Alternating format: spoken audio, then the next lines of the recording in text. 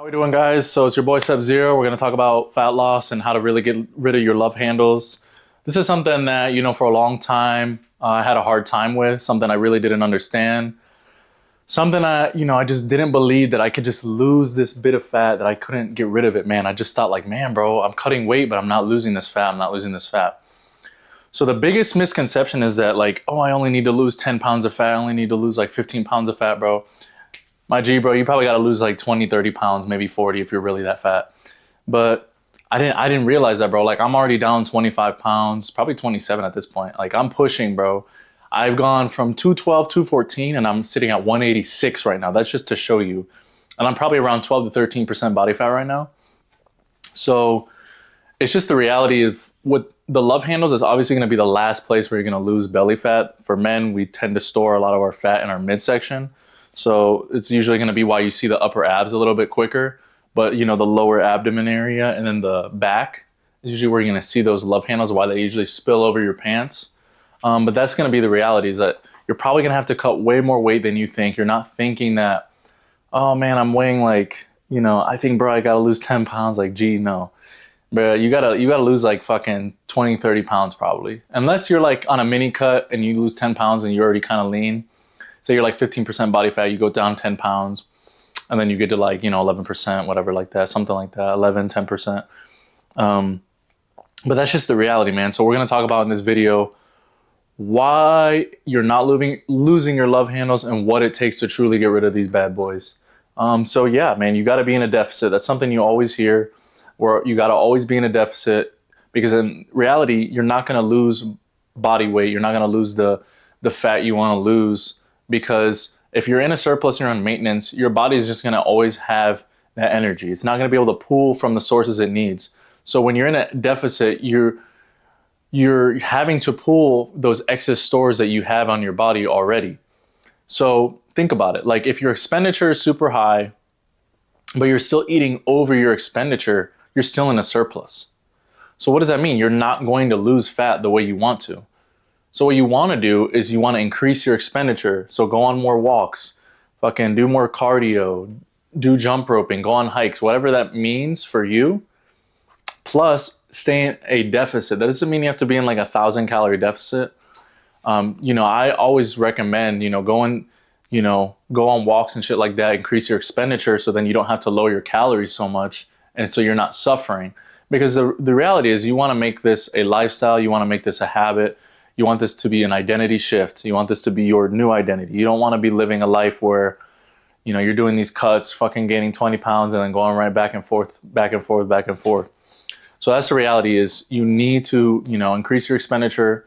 I usually get about 10K steps a day. I would recommend at least 8K steps a day. So anywhere from 8 to, I would say for people that are really trying to lose fat, 8 to 10K, and then if you're really trying to push that next level, anywhere from 10 to 15,000, depending on how you want to do it. And, having structured cardio sessions in between that. But anyways, I'm going to get back on the topic about losing your love handles, man, because at the end of the day, 80%, 90% is nutrition, and that, 20%, whatever, I don't know the percentage exactly, but we know that nutrition is really going to take up about 80% of the work. It's really going to show you the results. It's going to show that physique you want. Where, working out is probably only 20%, to be honest. You got to work out to retain muscle and actually grow.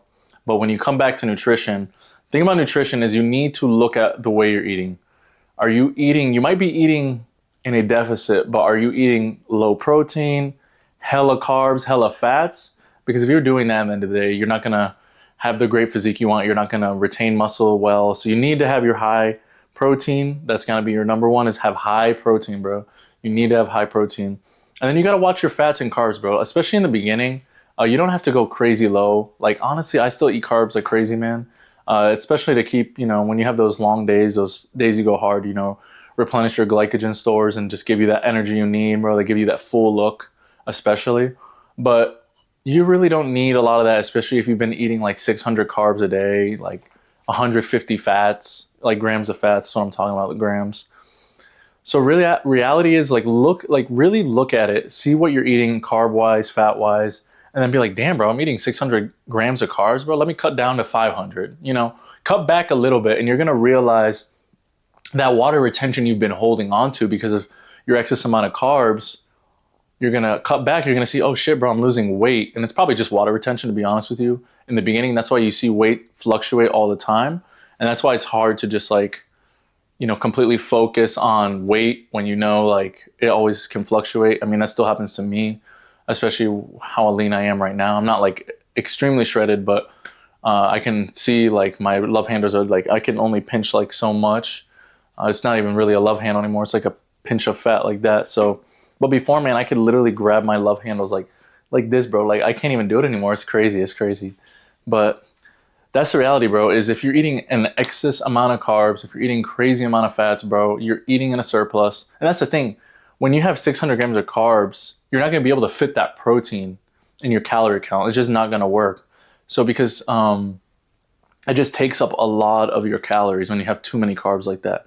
So what you're going to want to do is, have higher protein. You don't need to have an excessive amount. I would say about 0.8 to 1 gram per pound of lean body mass. So like if my lean body mass is like 170, I could do 170 grams or whatever 0.8 of 170 is. So I think I do about like 150, anywhere from 130 grams to 150, and I look the way I do. So you don't need to go too crazy, 200 grams of protein. That's a bunch of bullshit. I'd never get that, and that's fucking ridiculous if you think about it. Unless you're trying to like compete or something, you really need to like get in those single digit body fat numbers, maybe to really hold on to muscle. But none of you motherfuckers are doing that. So let's be honest. This is the truth, man, is you need to watch your carbs, watch your fats. You need to be in a deficit. You need to actually track and see what you're eating. If you're not in a deficit, you're not going to lose your love handles because your body's always going to hold on to that extra energy and store it as fat. That's all it is, bro. That's all it is. There's nothing more to it. That's all it is when it comes to fat loss. That you're in a surplus and you need to take that surplus to a deficit. That's all it takes. I mean, bro, the sun be shining back and forth. Sorry for the brightness changes, but yeah, man, that's all it is you gotta realize that you need to be in a deficit. Increase your expenditure. That's all it is, bro. And that's what really took it down for me. I mean, I've dropped my carbs, dropped my fats, but I'm not so excessively low on fats and carbs. Right now I'm doing like 70 grams of fats, 200 grams of carbs, which is plenty, bro. You'll realize that you're not even gonna like really pass that unless you're going on like a cheat meal maybe. But I really don't be passing that shit just because the way I eat. I eat lean meats, I'm eating vegetables, I'm eating healthy carbs.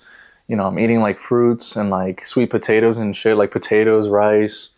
You just gotta eat really whole foods.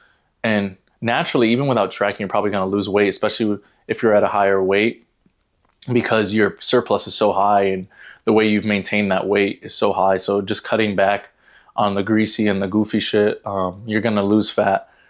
But this is just like a quick breakdown of what it really takes to lose those love handles, man. You just gotta stick with the process. It takes a minute, bro. I'm not gonna lie. Especially for people that are really overweight. It might take 6 months to a year. But you have to stay dedicated, bro. These love handles love to... it messes with your head. It messes with your head because although you know that this is the last spot to lose fat, it still messes with you like, oh my gosh, I'm not noticing. Like, bro, I'm not noticing like it go down. But in reality, if you take progress photos, you're looking at your waist size and you're like weighing yourself continuously, you're going to see that you're losing fat. Even though it might not be directly from here immediately, you're losing fat on your shoulders, on your legs, on your biceps, like anywhere else. Like, your upper area, your face, like you're going to lose fat and you're going to realize that. But hold on.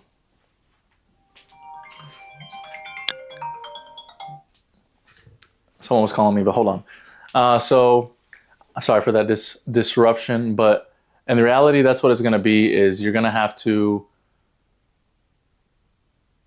keep pushing forward. You're going to have to keep going and understand that you have to stick to the deficit. You have to just stick to the process. That's all it is. And when you keep sticking to it, you're measuring your waist, you're seeing that your pant sizes are changing, all these good things, like you're going to realize that, hey, bro, I'm actually making progress. But I'm going to make a more in-depth video. This was just like a quick like breakdown of what it takes.